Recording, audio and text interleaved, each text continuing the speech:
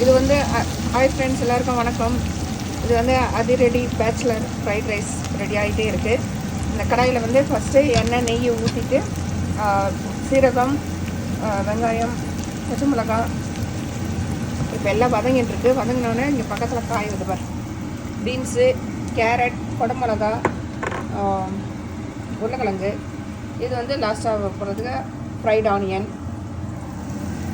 அப்புறம் இது வந்து கெச்சப் அண்டு சாஸ். சாப்பாடு வந்து ஏற்கனவே வெடித்து வச்சுருக்குது.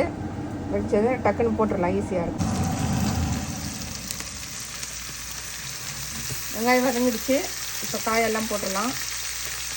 காயெல்லாம் போட்டு ஜஸ்ட் ஒரு ஃப்ரை பண்ணலாம். இந்த மாதிரி ஹீட் வந்து ஹை ஃப்ளேமில் இருக்கணும். அப்போ தான் வந்து டக்குன்னு சீக்கிரமாக கடகடன்னு பண்ணிடலாம் நம்ம. High flame. இப்போ பெப்பர் போட்டுக்கலாம். இதுக்கு காட்டுக்கு வந்து பச்சை மிளகா கூட கம்மி தான் போட்டுருக்குது, ஒரு 4 பச்சை மிளகா. பெப்பர் தான் வந்து அதிகம். அப்புறம் இதில் வந்து பட்டை லவங்கெல்லாம் எதுவுமே போடல, வெறும் சீரகம், பூண்டு வந்து முழுசாக ஊற்றி போட்டிருக்காங்க. அவ்வளோதான். இது அப்படியே நம்ம வந்து காய் பரட்டிகிட்டே இருக்க வேண்டியதுதான். தண்ணியெல்லாம் எதுவும் ஊற்றி தேவையில்ல, மூடியெல்லாம் எதுவுமே போட தேவையில்ல. இந்த ஹை ஃப்ளேம்லேயே வச்சுட்டு அப்படியே வதக்கிட்டே இருந்தால் அது அப்படியே காயெல்லாம் நல்லா ஓரளவுக்கு வெந்துடும். ஏன்னா ஃப்ரைட் ரைஸில் வந்து ரொம்ப வெந்து இருக்கக்கூடாது. இது வந்து கெச்சப், இது வந்து சாஸ், சோயா சாஸ். இப்போ வந்து கொத்தமல்லி. இப்போ சாப்பாடு வந்து 1.5 கிளாஸ். அது வந்து சும்மா ஒரு 1/4 கிளாஸ் தண்ணி, அந்த சாஸோட ஸ்மெல் போகிறதுக்காக அது கொஞ்சம் அப்படியே தண்ணி வந்து கொஞ்சம் லைட்டாக செஞ்சுட்டேன். அப்புறமா எல்லாம் ரெடி ஆகிடுச்சு. இப்போ சாப்பாடு போட்டு கிளறிடலாம்.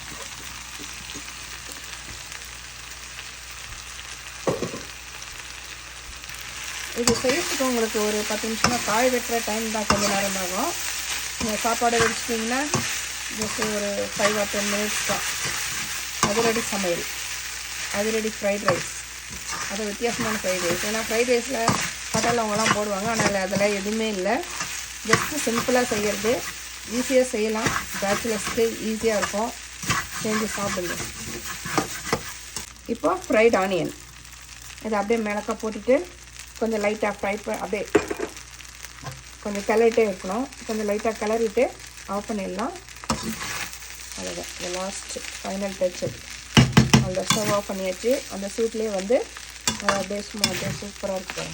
பார்க்கவே கலர்ஃபுல்லாக இருக்கா, செம்ம டேஸ்ட்டாக இருக்கும். சாப்பிடுங்க, செஞ்சு சாப்பிட்டுட்டு கமெண்ட்ஸ் சொல்லுங்கள். தேங்க்யூ ஃபார் வாட்சிங் மை வீடியோ.